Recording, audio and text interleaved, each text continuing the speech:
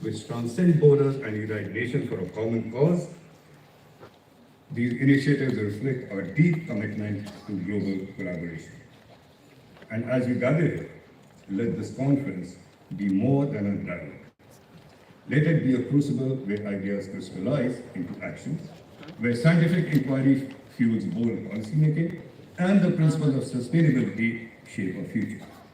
By the end of this conference, we must emerge with concrete actionable strategies that will guide India's resilience-building efforts towards 2047 and beyond.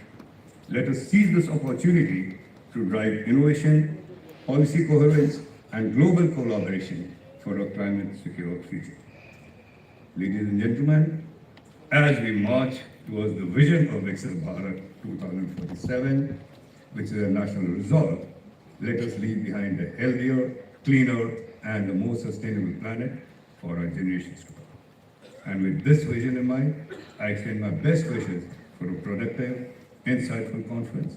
Let this be a defining moment in our journey, in India's journey towards a climate resilient and sustainable future. Thank you. Jai Hind.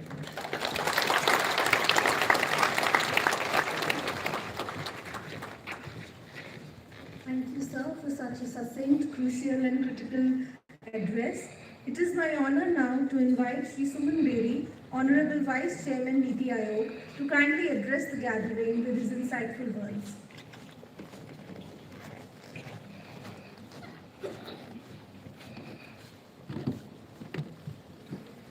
Distinguished colleagues from the Government of India and also from Harvard University, I think time is getting on, and I see my colleague Amit Verma, who labored mightily on my prepared text, but in the interest of time and also not to duplicate what others have said before, I will restrict myself to just a few points and observations. But let me first express my condolences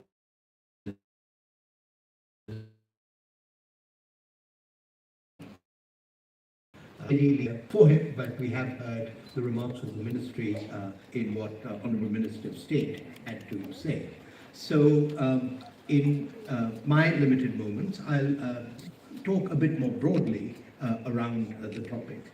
Let me though first start with the organization I lead, or that I've been appointed to lead, which is the Niti Aayog. And for our Harvard colleagues, Niti is often capitalized because it's an acronym for the National Institute for Transforming India, but it is also in Hindi the word for policy. It is in the building that used to be occupied by the Planning Commission.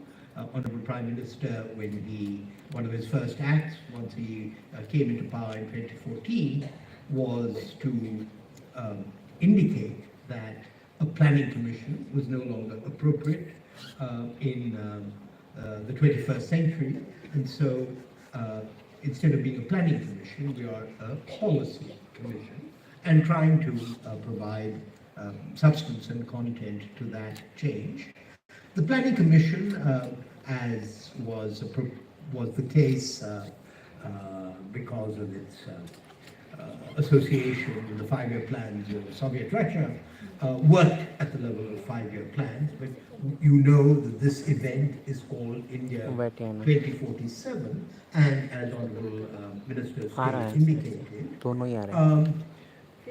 the importance of 2047 is that it's the 100th year of Indian independence, and in 2022, shortly after I was appointed by him to this role, Honorable Prime Minister set forth the vision, the ambition, the challenge to all of India's citizens, and by implication to all of government, including Niti Aayog, to transform India into a developed society, not economy, developed society by 2047. So that was 25 years ago when the call came.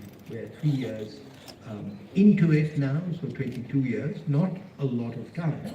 But the analogy that he offered at that time and has offered since is that in 1922, nobody would have believed that India would be an independent nation by 1947. Indeed, the buildings that surround you in Delhi were being constructed, the Parliament House, etc., in the expectation that Imperial Britain would last for 1,000 more years. 25 years later, it was gone, partly through, to some degree, support from the United States. So the challenge before us is to transform India in the face of unstable geopolitics, and also facing the unprecedented challenges of climate change. I do just want to acknowledge the existing support that Niti Aayog, in the person of Tadan Khanna, has enjoyed in setting up the hugely successful Atal Innovation Mission. I don't know, Tadan, did that predate the Mittal Institute, or was it an activity of the Institute? But anyway, it really is an example of how ideas can be transformational, and we are going from 10,000 Atal Tinkering Labs to 50,000 in AIM 2.0. So Tarun, on behalf of Niti Aayog, let me thank you in the presence of your Harvard colleagues. I think just a few points that I'll touch on briefly. First is that the focus now in this, as I understand it, and I'm overwhelmed by the size of the audience, is on adaptation rather than mitigation. I think that's important, it's right, and it is, as it were, India-centric. A lot of the focus on mitigation was, frankly, driven by the concerns of the countries of the North.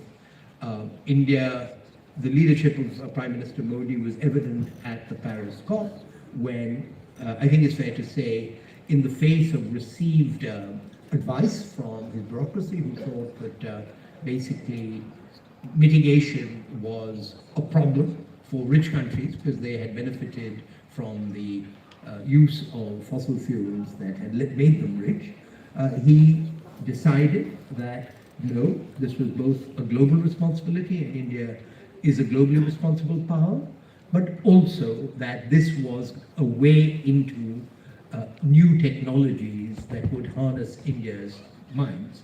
So India, as was pointed out by the Honorable Minister of State, has fully subscribed to the global mitigation agenda. But what is important about this convening, I think, is that it is about adaptation, and that is extremely important. I would say that the issue then for Niti Aayog, for the ambition of India, is can we not only maintain our respectable growth of 6.5%, but accelerate it in welfare terms, not just in growth terms, to 7-8%, while meeting the challenges and countering the undertow of adaptation. And so as the discussion goes forward in the next 4 days, I think the question of whether the two are compatible or not would be something of great interest to us at Niti Aayog. Let me say that adaptation is partly a question of technological fixes, but it is also, frankly, a question also of policy.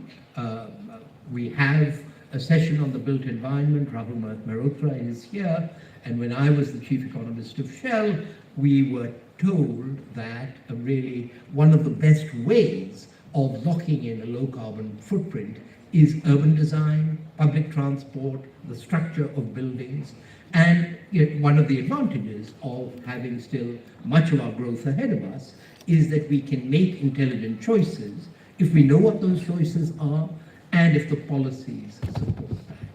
And so it is for that reason that I totally agree with